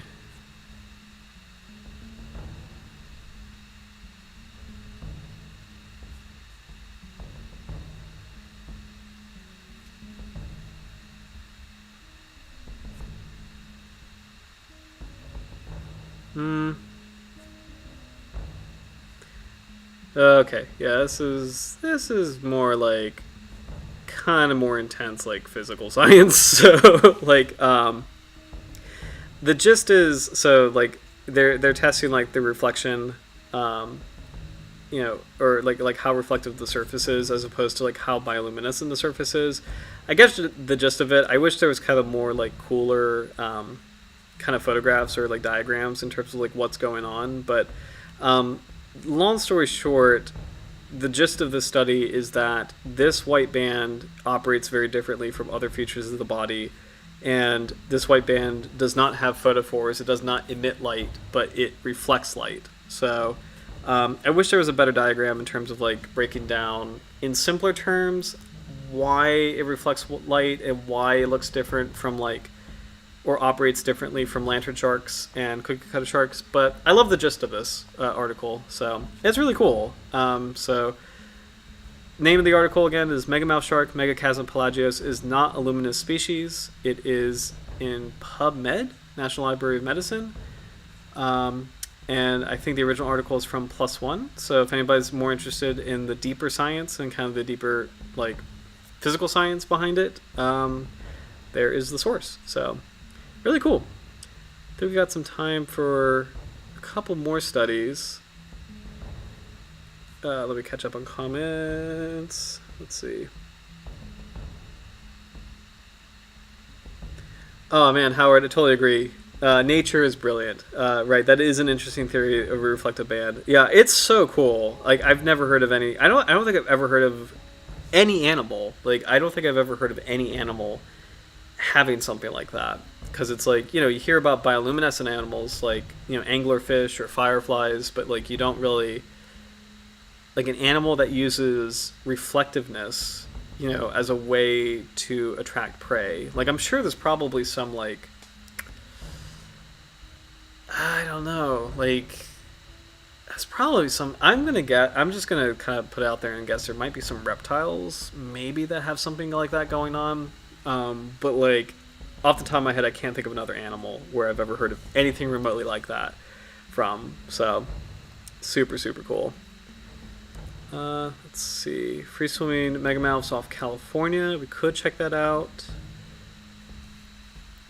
This is kind of like a general... Yeah, it's kind of more of a general thing on megamouths. So I want to do an actual study. Yeah, actually, this one is catching my eye. Here we go. First record of the Megamouth Shark in the tropical western northern Atlantic. Let's check that out. Also, since we're at 10:30, it's probably a good time to think about next week's shark. So please leave a comment on sharks you want to see next week. Sir Douglas Bain, if you are still here, I would love to hear your submission as well, because welcome to the stream. And again, I apologize for confusing you with my brother. That's my fault. So if you're still here, Sir Douglas Bain, I would love to hear your suggestion in particular, because Howard and Roy, we've all been together doing this for a while, so love to give you a chance to name a shark species that you like to cover, but all suggestions are open because we have covered a lot of sharks at this point. So please feel free to leave any suggestion or multiple suggestions for sharks for next week. So, and I'll kind of keep looking at this. So this is from Grizel, Rodriguez Ferrier, Bradley Weatherby, Michelle, I'm not pronouncing that right, but Scherer, Craig, Little Storm, Jampi Zagara, and Mohammed Shivji. First record of Megamouth Shark in the tropical western Atlantic. This is an odd abstract. I kind of like it. It's neatly organized, but I've never seen an abstract like this. So A new record of Megachasma pelagios is here reported for the tropical western North Atlantic Ocean from Puerto Rico. Ooh. Ooh, that's really cool. That's really cool. Okay. Because if... Oh, wow. Damn. Okay. On December 10th, 2016, a tourist reported an unusual stranded shark on Megachasma Beach, Cabo Rojo, on the southwestern coast of Puerto Rico. Visual examination of the carcass and mitochondrial DNA analysis from a dorsal fin sample revealed it to be a 457 centimeter, so 4.5 meter, female megamouth shark. So, just to convert that to feet, hold on. 15 feet. That's a big individual. 15-foot megamouth shark. So, this record represents the first record of Megachasma pelagios for the tropical western North Atlantic within the Caribbean Sea of southwest Puerto Rico, and only the second record of Megachasma pelagios from the North Atlantic. So, okay, this is exciting because selfishly,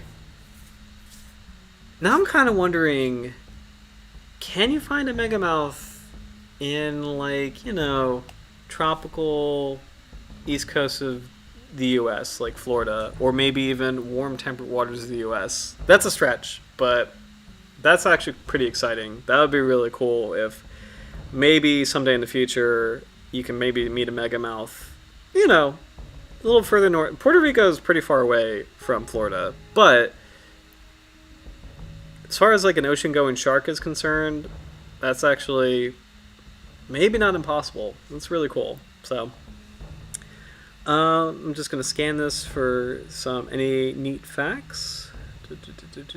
Catching up on comments as well. So, hey, Sir Douglas Bain, the swell shark. That's a really good suggestion. I don't think we've done that, actually. Let me double check. I don't think we've done the swell shark, so I would love to do that. It's been a while since we've done a carchariniform.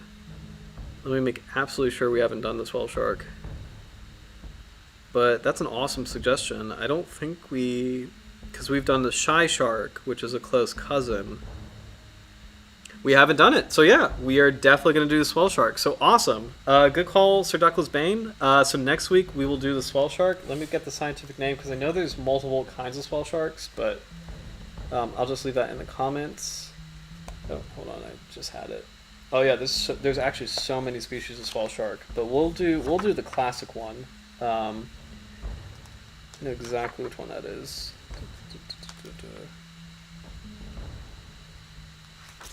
Right. Okay. So we'll do the classic swell shark. Cephaloscilium ventriosum. Wingardium Leviosa. Okay. Awesome. All right, thank you, Sir Douglas Bain. So next week we'll definitely do the swell shark. I forgot how many species there were, but this is the one that is found in California. I'm sure I spelled that right. Cephaloscilium ventriosum.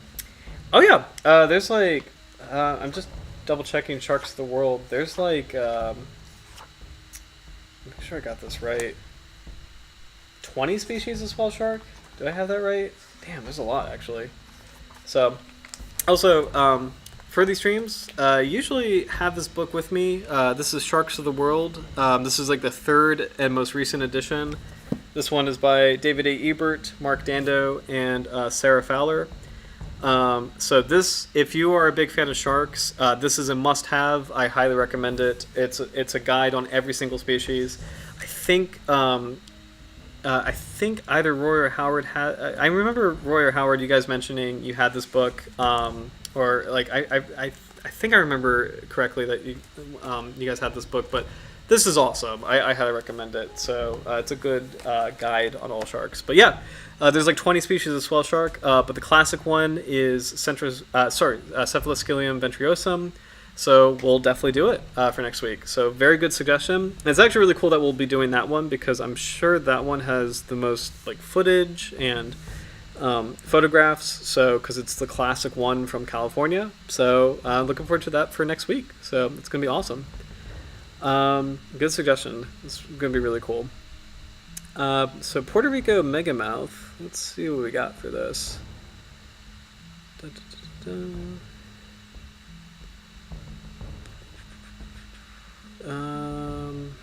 Let's see.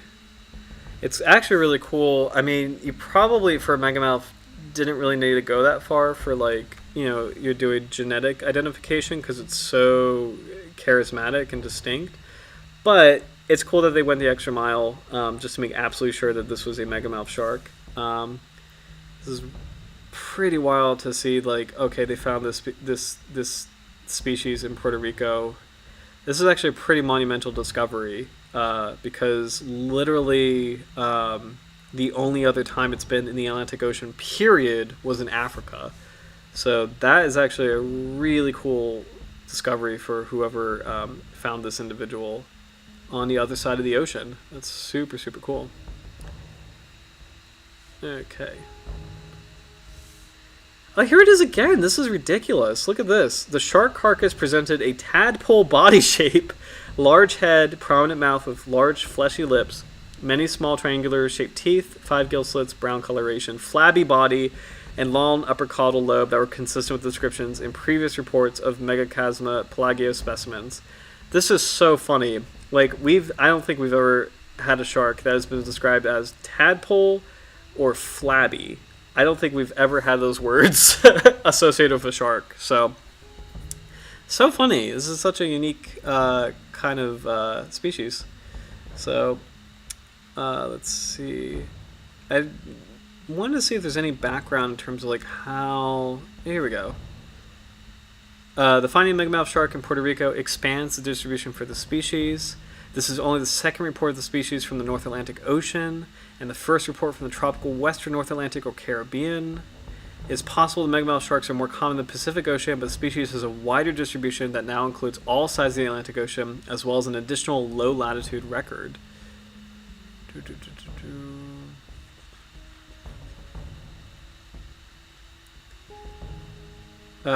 Given the estimated size of maturity for females of 5 meters, this specimen was likely immature or subadult. That's kind of crazy. It's 15 feet long and it's not mature. That's pretty crazy.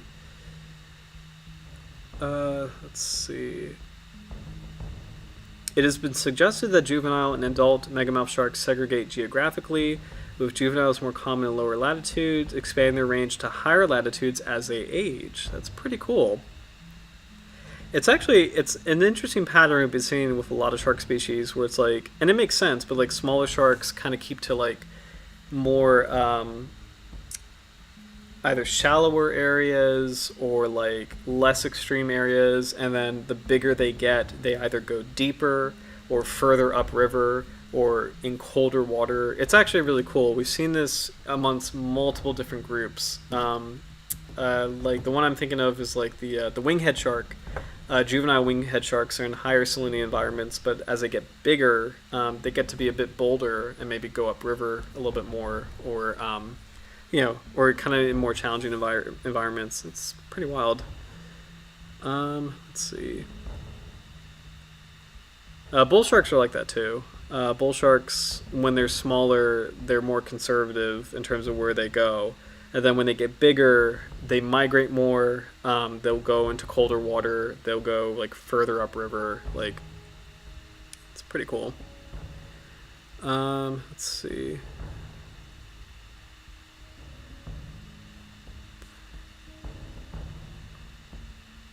These records, plus the present specimens found in December in Puerto Rico, are consistent with geographical segregation by size, and suggest that the species is present in the Atlantic year-round, including at lower latitudes. Okay.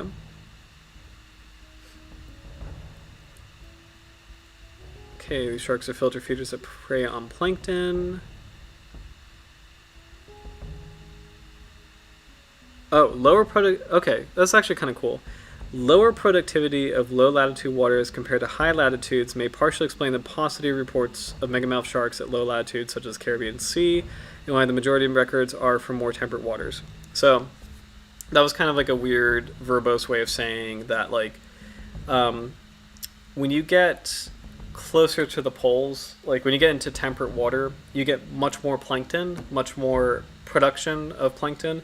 This is why those waters are greener or like murkier, is that there's a lot more plankton, like photosynthesizing and like the like there's also like why whales are more common in like cold waters like New England and stuff. Like there's a higher concentration of plankton. So in the tropical waters, part of the reason why tropical waters are so clear is that they actually have a low concentration of plankton. They're just proportionally not as productive.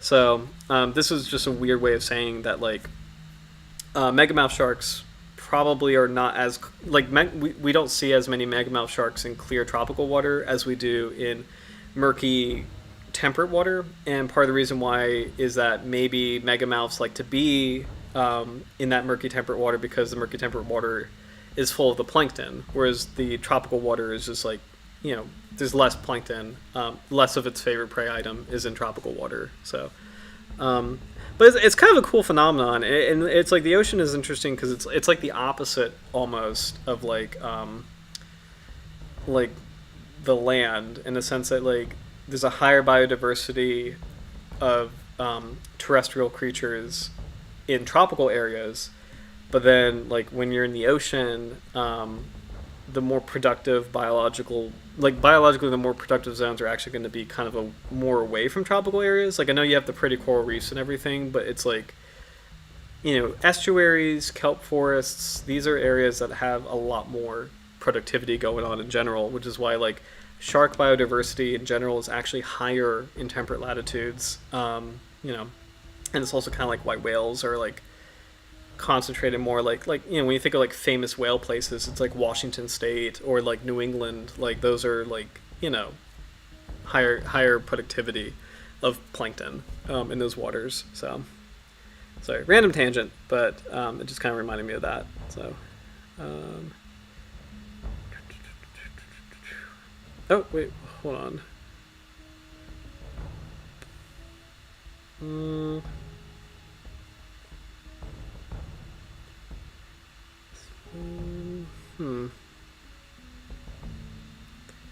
Okay, sorry, I thought I saw a cool comment, but like a cool sentence, but I think it's a little inconclusive. So, but this is a cool study, like a cool, or not study, but it's more like a record of like the shark in Puerto Rico. So that's pretty exciting. Let's see, so. Ooh, Howard, cool comment. Great whites go further north as they age, but it might reflect changes in diet. Really cool comment though, and like good point. Like it's kind of like the same idea of like bigger sharks, across different lineages, like they actually kind of push the boundary a little bit more. So, what is this? Am I reading this right? Oh, hold on. Spatial temporal distribution of Megamouth Shark, Megachasma pelagios, inferred from over 250 individuals recorded in the 3 oceans. This is in 2021. Wow, this number is really going crazy, because like IUCN Redlist had what, 120? Hold on. It is known from just over 120 documented specimens as of December 2018. This study, which was from 2021, is saying 250. Where is this from? Okay. Department of Environmental Biology and Fishery Science, National Taiwan Ocean University, Nagasaki University. Okay. This is interesting. Okay, let's check this out. This is from Chiju Yu, Xu Zhenjian, I apologize for pronunciation, Hua Sun Su, Chiayan Lin, Zushi, I'm really bad at pronunciation, I apologize, Shi, Kwangming Liu, Atsuko Yamaguchi, Spatial temporal distribution Megamouth Shark, Megachasma pelagios, inferred from over 250 individuals recorded in the 3 oceans. So let's check this out. The Megamouth shark is one of the rarest shark species in the 3 oceans, and its biological fisheries information is still very limited. A total of 261 landing/stranding records were examined, including 132 females, 87 males, and 42 sex-unknown individuals to provide the most detailed information on global megamouth shark records, and the spatial temporal distribution of Megachasma pelagios was inferenced from these records. This is a really cool study. The vertical distribution of Megachasma pelagios, the megamouth, ranged 0 to 1,200 meters in depth, and immature individuals were mostly found in waters shallower than 200 meters. Mature individuals are not only able to dive deeper, but also move to higher latitude waters. So that's exactly what we're talking about, where it's like bigger sharks go into more extreme environments. It's so cool. The majority of Megachasma pelagios were found in the western North Pacific Ocean. The Indian and Atlantic Oceans are the potential nursery areas for the species. This is a wild study. Immature individuals are mainly found in Indonesia and Philippine waters. Large individuals tend to move towards higher latitude waters for foraging and growth from April to August. Sexual segregation of megamouths is found. Females tend to move to higher latitudes in the western North Pacific, but males may move across the North Pacific Ocean. This is super cool. So, I hope they have some figures, because this is going to be really cool. Okay, here we go.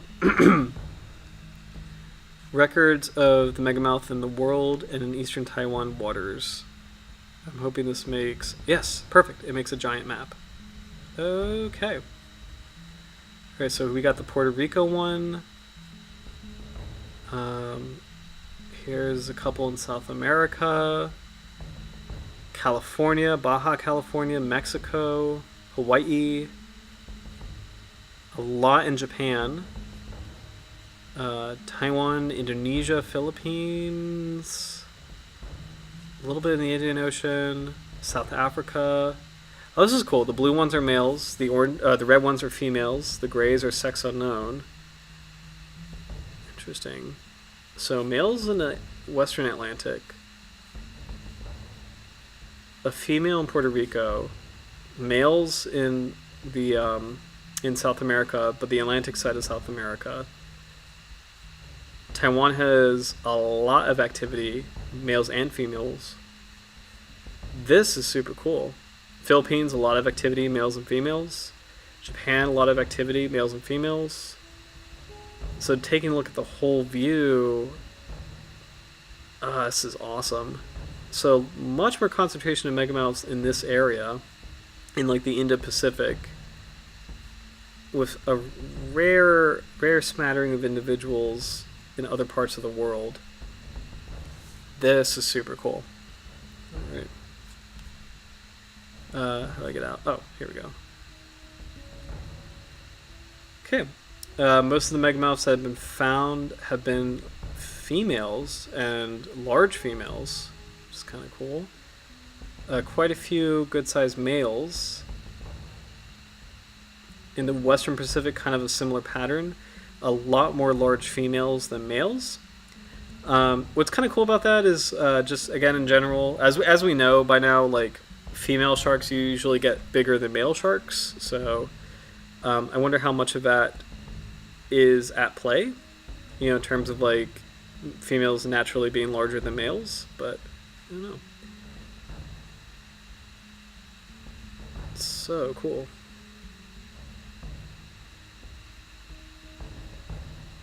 This is awesome.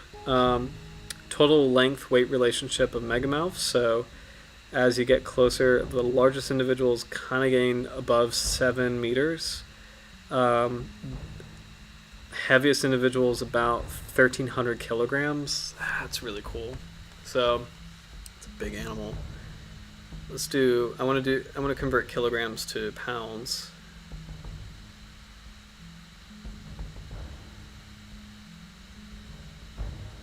And then I know we have to wrap up in a little bit because it is getting close to 11. But this is such a cool shark. This has been a really fun stream. Nearly 3,000 pounds. That's nuts. Do I got that right? 3,000 pounds. No, wait. 3,000 pounds. That's crazy. 1,300 kilograms, 3,000 pounds. Wild. Let's see.